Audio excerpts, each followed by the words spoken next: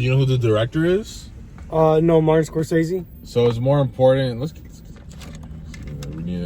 We're trying to please the liberals with this one, so actually no. We can keep that because it's still on topic. What's up, everyone? Welcome to another Slop review.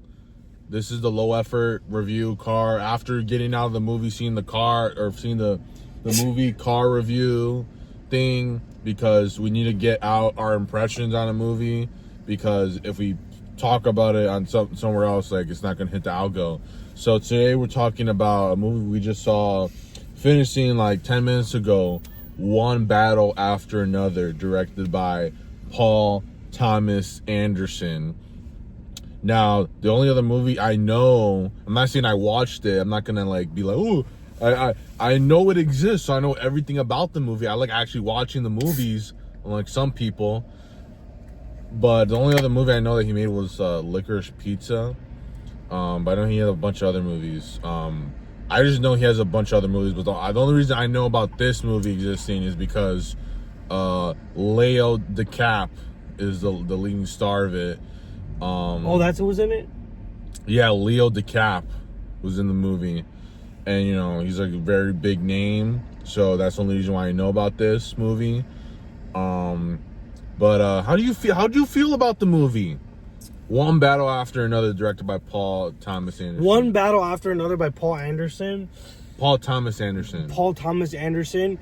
I mean, it's just liberal porn. That's what I was gonna say. It's just liberal propaganda. I mean, because like the plot of the movie isn't. You bad. can make propaganda look good, but at the end of the day, it's just liberal propaganda. Or liberal. I don't want to say propaganda. Propaganda is just like too heavy-handed. Even though it's true, but it's just like liberal porn. Like this movie was just this like is what liberals want ideal, Antifa to be. Ideal way how like a liberal, like revolutionary, and I'm not even saying like, because even leftists, they're just liberals at the end of the day. Like like this whole movie is just like an ideal situation for them. Where it's like, oh, like the mother can be single and be finding herself, and the guy is like taking like the guy's taking care of a kid that's not his own, and he doesn't have a problem with it.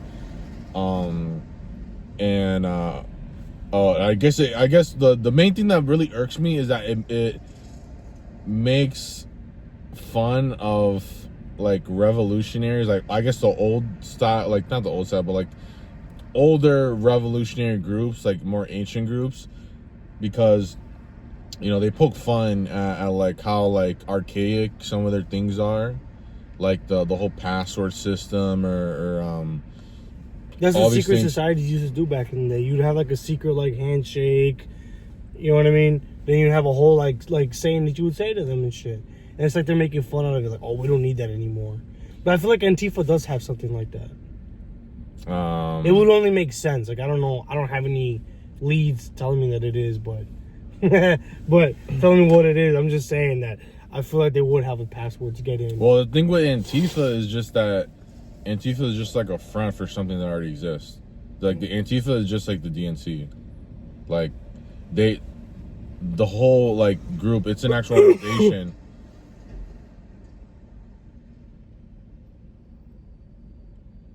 But it's just like a front to be like a grassroots effort. But the actual, you know, organizations, like revolutionary organizations, they work more like how the group, the French 24 or whatever, worked in this movie, to like have all like these, like this setup. You have to have all the wires, like the devices. Because these groups, I guess, like in this movie, the group eventually like splits because the main Tiana Taylor character like snitches on them to get like immunity. I fucking hated that bitch. The whole movie. I mean, you abandon your fucking family for what? I mean, she didn't even abandon her family to like pursue something she loved. She abandoned her family to like save her own ass. Well, it's realistic, because that's what I'll say about this movie, that it doesn't, because it kind of makes fun of how it like those organizations work. It doesn't necessarily try to sugarcoat and pretend like these these people are like righteous heroes that are like infallible. If anything, they show that it humanizes like leftist activists in some way.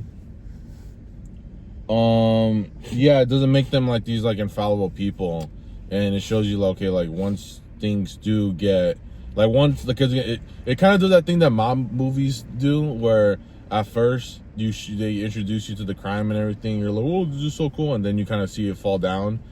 Yeah, you said this is like a mob movie for liberals, right? Yeah, because well, I don't know, it's like kind of like in two cases because it shows you like the ideal organized crime that would exist in America, which is mainly just a front for or not a front, but ideally organized crime would be created to fight the man. But then it shows you, like towards the end, it basically kind of shows you that like, oh, the actual organized crime in America is just the government.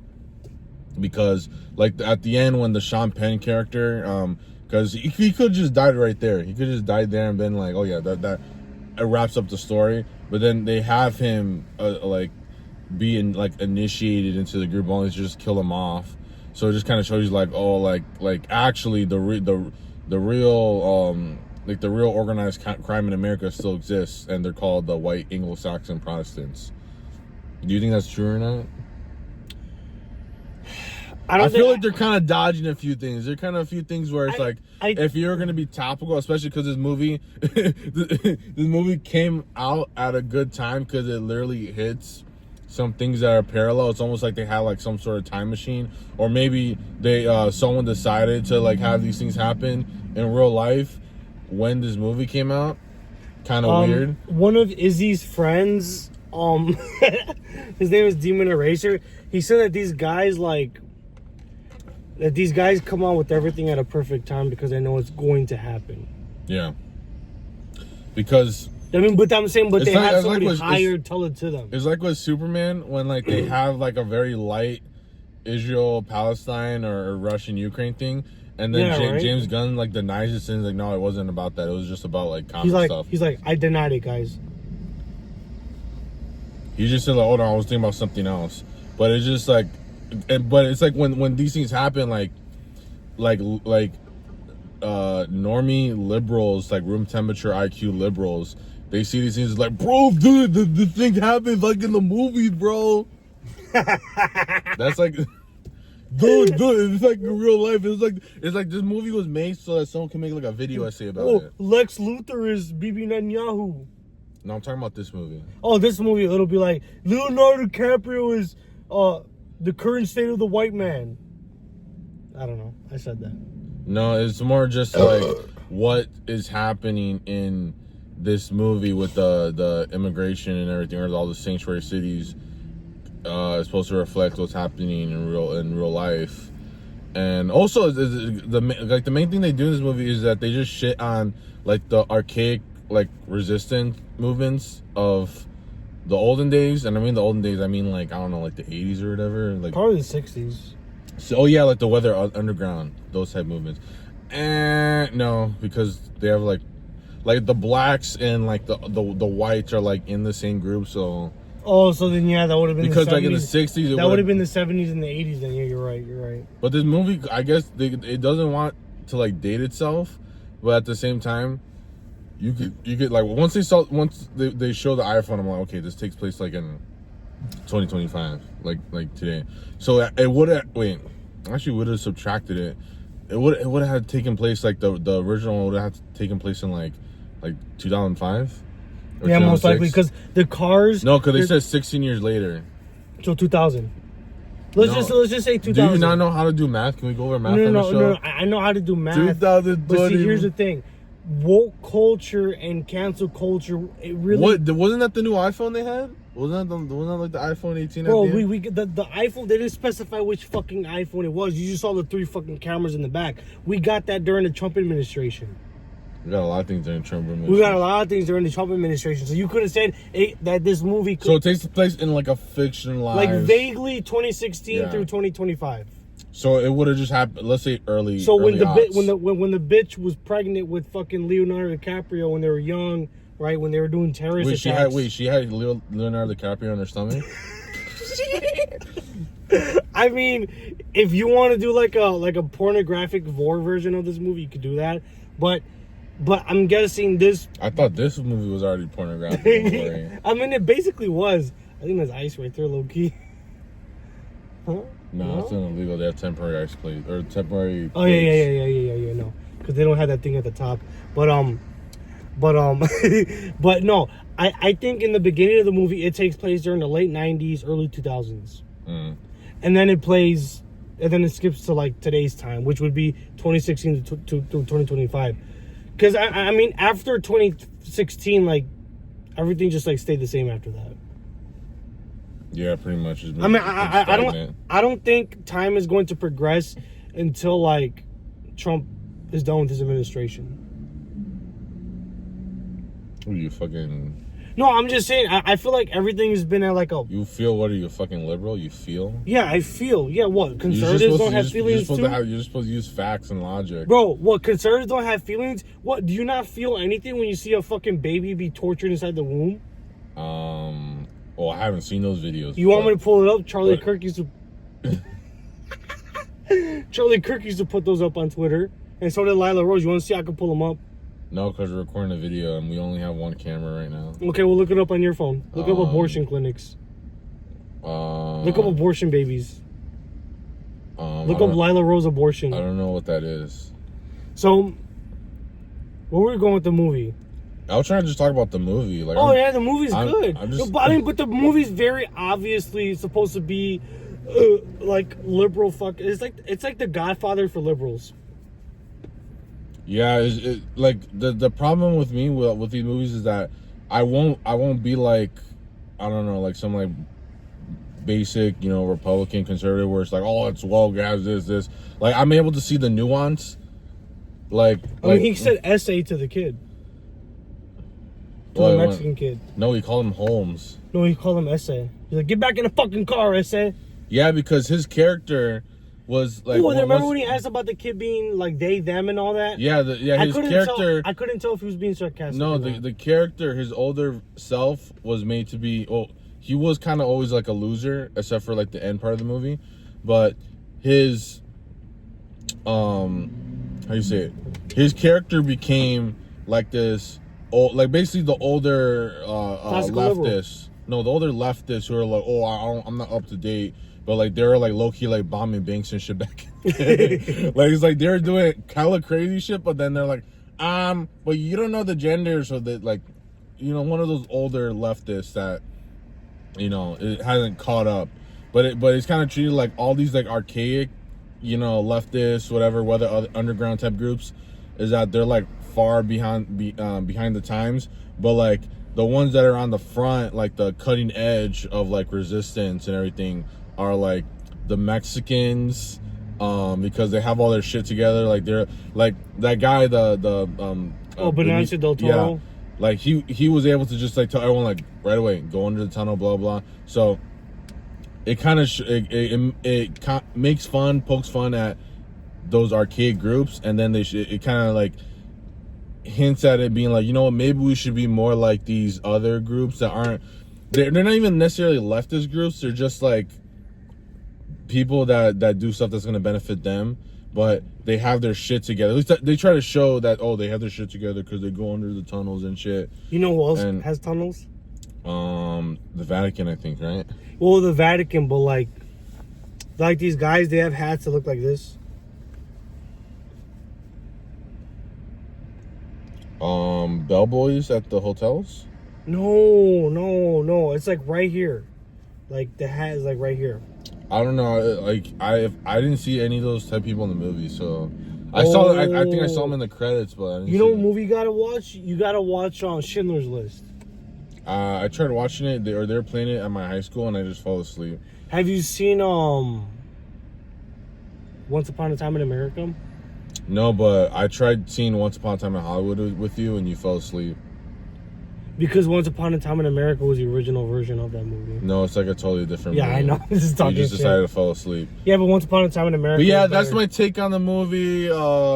If you're a liberal and you're like going through stuff right now, you need like a feel-good movie. I would recommend One Battle After Another. Ask your wife's Ask your wife's boyfriend if you can watch this movie. But if you're like a conservative and you just want to like have like an understanding of what liberals think is like the ideal solution, you can also watch this movie. But the dumbest thing out of this movie, last thing I'm gonna say, is literally the ending, where because the whole message of the movie is that we need that all these resistant movements, they're viable because these people, they have land, they have little hideouts and everything, but their problem is they're not getting with the times. They don't have an iPhone. So I feel like this is almost kind of like brainwash, like kind of supposed to be like, oh, you guys need to like have a TikTok account so we could track you. That's literally what it because literally they fucked up because that girl had the phone, and the phone in no way helped with anything in the movie. They could have made like a message where it's like, oh, like she was able to do this, but it's like literally at the end she's on that little radio thing, the little AM radio, giving out frequencies. But it's like, why would you need that radio if you have an iPhone? But at the same time, why would, like, if you're trying to do some like undercover resistance fighting, because you know that's how they got all the people at J6, right? Yeah. All of them had phones that they're trackable, and it's like there's no, even if you have, because even if you have a VPN, all the VPNs are owned by Israelis. So like, don't say that. What? It's true. Don't say that, dude. Bro, how are we gonna get a fucking sponsor for the show? Oh, you want us to sponsor NordVPN? Yeah. Well, I'm just saying, it's like VPNs are good if you want to torrent stuff and you don't want to. Are you backing out? No, I'm just having fun. You don't feel safe? I don't feel safe, bro. Well, if you want to like get stuff for free, it's fine because like it doesn't track you. But if you're really doing something bad, like you have VPN, like you're cooked still. So yeah, like it's basically they're trying to be like, oh well, we need all these resistant movements to be trackable, and that's like dumb, But yeah. My only other problem with the movie, remember what it was too long. It was too long. It was 2.5 hours, but like all these movies, the gun scenes is what I had a fucking problem with. Okay, so do you remember when she shot the daughter? What was her name? When they're with like the black militant nuns. Yeah, the black militant nuns, right? And they're shooting the fucking the machine gun, right, nigga? I mean, I haven't shot a gun yet. I know you shot a gun. Yeah, show them what you got. I'm with the corporations. Oh, I thought you said with No, I'm with the corporations. La gente. Well, the corporations. I don't know what that is. The people, the Hispanic people, but the corporations are down with the Browns. So I like the way you move, but when she was shooting the machine gun, that would have thrown her ass back. It's called having suspension of disbelief. That's like asking, like, oh, if Spider-Man swung through the building, he would have hit the building. You gotta have some sort of suspension of disbelief. What about when the bitch was pregnant? When the bitch was pregnant, shooting the fucking. They acknowledge that she acts like she's not even pregnant. But to be honest, if the baby came out, the baby would have probably came out like retarded. Yeah, because she was like. Oh, that's drinking. Another thing. Leonardo DiCaprio said retarded. But before I get into that, yeah, it's like if she was shooting that gun and she had the gun low by her abdomen. You right? have a problem that you said that? No, I think that's a good. I think that's a good move in the right direction. I'm saying retarded. Him saying retarded. You think that helps the culture war? Yes. You're gonna buy. Bro, I literally had my Jewish teacher. She told me not to say Jew. I mean, she told me not to say retard. I mean, because you're not Leonardo DiCaprio. I am Leonardo DiCaprio. I'm more Italian than Leonardo DiCaprio. Leonardo DiCaprio gets to grab Tiana Taylor's ass, but then in real life he gets to go out with 20-year-olds. That's another thing. Is that? Am I lying? You're not lying. Okay. You're right. But no. But Tiana Taylor, like everything she wears throughout the film is like. I find it hard to believe that any militant individual would fucking wear. No, it's like a idealized what's it called? I know it's idealized. Manic pixie girlfriend type thing. It's like an idealized like waifu comrade. That's I what know, she is. but if it's because supposed she's to be like she's black, but she's not like fat or anything. She has like the bob cut or whatever, but she still looks like sort of feminine. She has a masculine face but a feminine body. Yeah. So she was the perfect casting for the movie or for that character, but her whole purpose. I'm glad that they didn't try to shoehorn into like the third act of the movie, because again, like it does prove a point that she's like that. The problem with these like resistance fighters is that they're gonna believe in whatever thing that they believe, but once reality hits them, they're gonna be like, no. Like all of them, even that one guy that got caught in Tijuana or whatever with the radio, they caught him and he was like, no, I'm not gonna snitch. And then they brought up his sister. They're like, oh shit, never mind. So though it is like it's not like they give like total lip service to all of them, but at the same time, like the weird thing where they're like, oh, like, well, like the problem is like the little message that they give is like, you know what, the real problem is that you know you guys aren't up to date on everything. You guys are too archaic. It's a little weird to me. That's really it. All right, you can stop the video right now unless you want to say something else.